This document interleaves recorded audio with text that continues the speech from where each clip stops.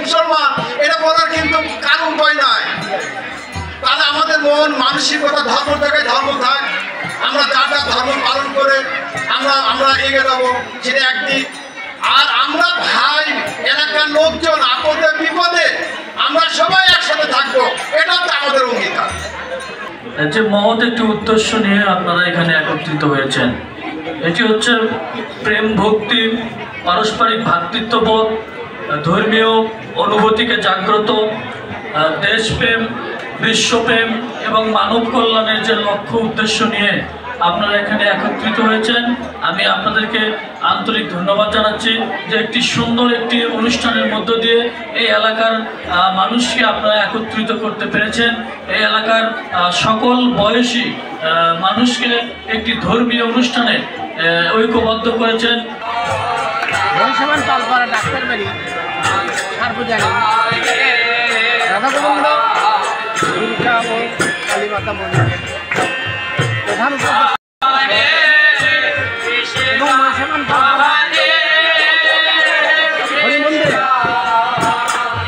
প্রধান উপদেষ্টা